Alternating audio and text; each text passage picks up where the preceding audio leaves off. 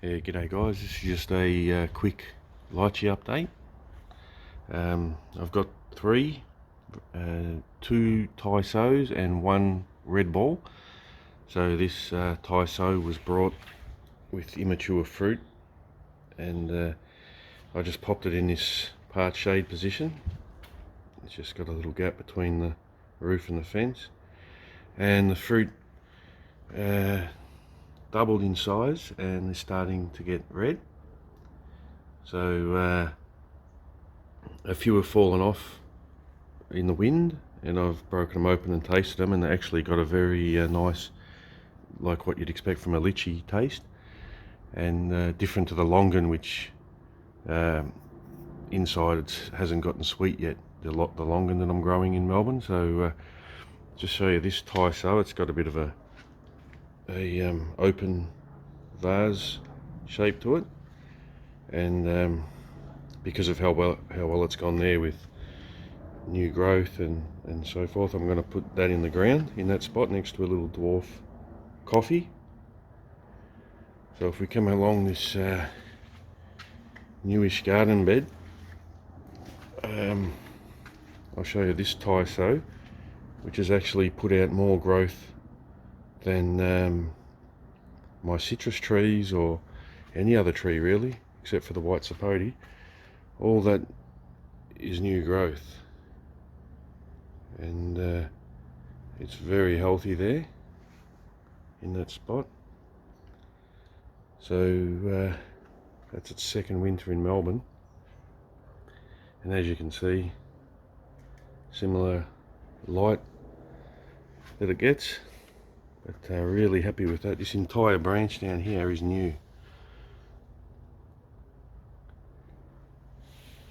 So that's another Tyso.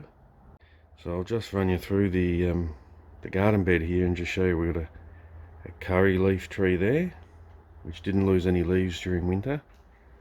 The ice cream beans in a pot, that's going in a different location. We've got lychee.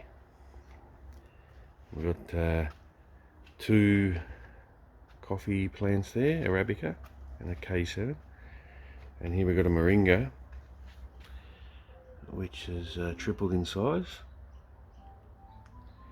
growing amazingly fast. We've got a dwarf coffee there, and here's a litchi I showed you earlier, and a little finger lime and a grummy charmer, and ready to go in the ground in a different spot is this black sapote, and all the flowers on that. But the interesting thing is that they only get maybe 6 hours of sun, 4 to 6 hours of sun just through that little gap, and they're thriving. These are my most healthy subtropicals, and they're really loving the spot. And eventually, if they do get big, if they do survive and they do reach the top, then they'll get plenty of sun. So I'll just take you around the back and show you the red ball lychee, but first I'll just show you how I planted that one, because I was just worried about waterlogging. So I'll just show you a video from probably a month and a half ago, and then I'll show you what it looks like today. I've often been surprised at how big plants can get in pots when a root manages to escape out of the bottom drainage hole down there. Obviously this yellow guava can't escape because it's sitting on concrete, but it gave me an idea for a raised bed scenario with a lychee, which naturally self-dwarfing down this way. And I've got a tight space there that I want to squeeze it in, but I want to lift it up because the roots are quite sensitive in winter to rot. So I'm just going to try and experiment with one of my lychees with an old pot. See how it goes. I'll keep you posted.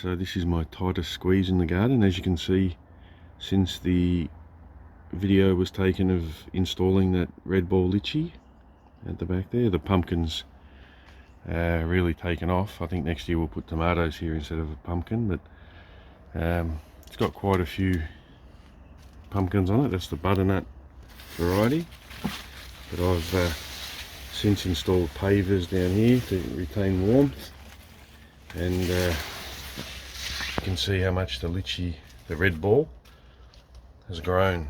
So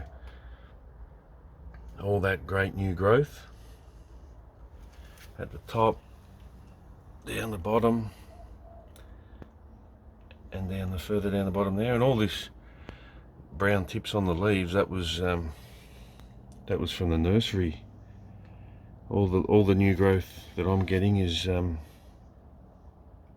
perfect, but we'll have to wait and see what happens at the end of next winter. I wouldn't try and do the same thing until we see how mine go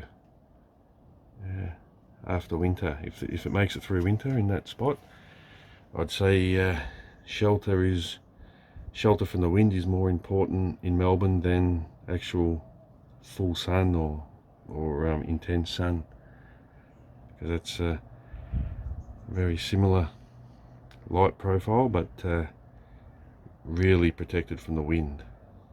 So yeah, that's the lychees. Just a quick update. So yeah, I'll keep you posted on them. Thanks for watching. Cheers.